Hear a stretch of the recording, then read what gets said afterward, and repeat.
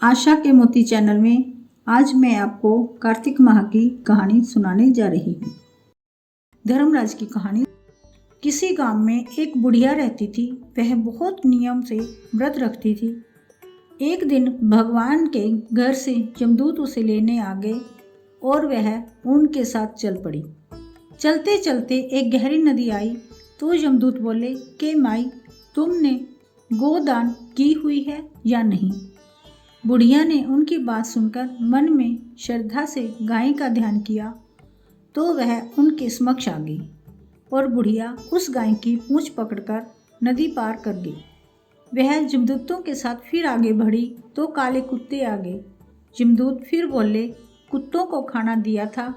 बुढ़िया ने मन में कुत्तों का ध्यान किया तो वे रास्ते से चले गए। अब बुढ़िया फिर से आगे बढ़ने लगी तो रास्ते में कौवे ने उसके सिर पर चोंच मारनी शुरू कर दी। तो यमदूत बोले कि ब्राह्मण की बेटी के सिर में तेल लगाया था। बुढ़िया ने ब्राह्मण की बेटी का ध्यान किया तो कौवे ने चोंच मारनी बंद कर दी। कुछ आगे बढ़ने पर बुढ़िया के पैर में कांटे चुभने लगे तो यमदूत बोले कि खड़ाऊ आदि दान की है। बुढ़िया ने उनका ध्यान किया तो खड़ाऊ उसके पैरों में आ गई। बुढ़िया फिर आगे बढ़ी तो चित्रगुप्त जी ने यमराज से कहा कि आप किसे लेकर आए हो। यमराज जी बोले कि बुढ़िया ने दान पुण्य तो बहुत किए हैं लेकिन धर्मराज जी का कुछ नहीं किया, इसलिए आगे द्वार इसके लिए बंद है। सारी बात सुनने के बाद बुढ़िया बोली कि आप मुझे सिर्फ 7 दिन के लिए वापस धरती पर भेज दो। मैं धर्मराज जी का व्रत और उद्यापन करके वापस आ जाऊंगी। बुढ़िया माई वापस धरती पर अपने गांव आ गई और गांव वालों ने उसे भूतनी समझकर अपने दरवाजे बंद कर दिए। वह जब अपने घर गई तो उसके बहू बेटे भी दरवाजे बंद करके बैठ गए। बुढ़िया ने कहा कि मैं भूतनी नहीं हूँ, मैं तो धर्मराज जी की आज्ञा से वापस धरती पर 7 दिन के लिए आई हूँ। इन 7 दिनों में मैं धर्मराज जी का व्रत और उद्यापन करूँगी जिससे मुझे परलोक में जगह मिलेगी। बुढ़िया की बातें सुनकर बहू बेटे उसके लिए पूजा की सारी सामग्री एकत्रित करते हैं, लेकिन जब बुढ़िया कहानी कहती है तब वह हुंकारा नहीं भरते, जिससे बुढ़िया फिर अपनी पड़ोसन को कहानी सुनाती है और वह हुंकारा भरती है। 7 दिन की पूजा, व्रत व उद्यापन के बाद धर्मराज जी बुढ़िया को लेने के लिए विमान भेजते हैं।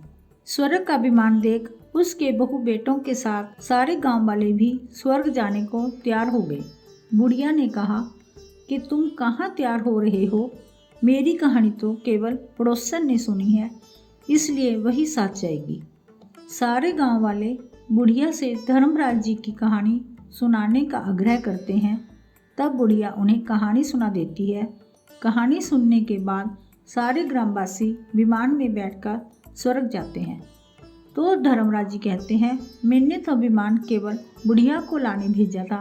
बुढ़िया माई कहती है कि हे धर्मराज, मैंने जो भी पुण्य किए हैं उसमें से आधा भाग आप गांव वालों को दे दो।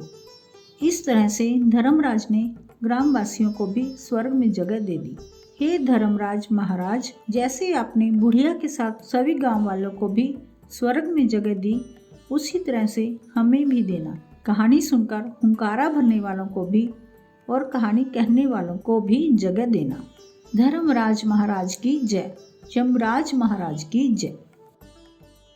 चिड़ा चिड़ी की कहानी। एक बार की बात है, 4 चिड़िया थी और चारों ही कार्तिक का स्नान करती थी। पड़वा के दिन उन्होंने सोचा कि खिचड़ी बनाते हैं। सभी ने मिलकर घी, चावल और दाल का जुगाड़ किया और खिचड़ी बनाई। सब ने सोचा कि पहले नहा कर आते हैं फिर खिचड़ी खाएंगे। पहले एक चिड़िया नहा कर आ गई, बाकी नहीं आई। उसे भूख लगी थी तो उसने खिचड़ी की भाप खा ली, फिर खिचड़ी खाएंगे। दूसरी चिड़िया आई तो उसे भी भूख लगी थी, उसने खिचड़ी का पानी पी लिया। तीसरी ने खिचड़ी खा ली और चौथी ने खिचड़ी की खुरचन खा ली। खाने के बाद चारों मर गई। जिस चिड़िया ने भाप खाई थी वह राजा के घर राजकुमारी के रूप में पैदा हुई। जिस चिड़िया ने खिचड़ी का पानी पिया था वह कुम्हार के घर पैदा हुई। जिसने खिचड़ी खाई वह ब्राह्मण के घर जन्म लेती है और जिसने खुरचन खाई वह हथनी के रूप में जन्म लेती है। कुम्हार की लड़की राजा के यहाँ दासी बन गई, ब्राह्मण की लड़की राजकुमारी की सहेली बन गई, हथनी भी राजा के यहाँ आ गई। राजकुमारी बनी चिड़िया को पिछले जन्म की सभी बातें याद थी। राजकुमारी का विवाह हुआ तो उसने राजा से कहा कि मैं अपने साथ इस दासी और अपनी सहेली को भी ससुराल में ले जाऊंगी। तो राजा ने कहा ठीक है, ले जाना। राजकुमारी फिर भी नहीं गई तो राजा ने पूछा, तब उसने कहा कि मेरे साथ इस हथनी को भी भेज दो। लेकिन हथनी जाने को उठी ही नहीं। तब राजकुमारी उसके कान में पिछले जन्म की सारी बातें कह देती है, जिसे सुनकर हथनी अब उठ जाती है। राजा ये सब देख रहा था और उसने तलवार निकालकर राजकुमारी से कहा कि ये सच बता कि तू कौन है, नहीं तो मैं तेरा सिर काट दूंगा। राजकुमारी ने राजा को सभी बातें सच सच बता दी। पिछले जन्म की सभी बातें सुनकर राजा बोला कि यदि कार्तिक स्नान का इतना महत्व है तब हम भी जोड़े से कार्तिक नहाकर दान पुण्य करेंगे।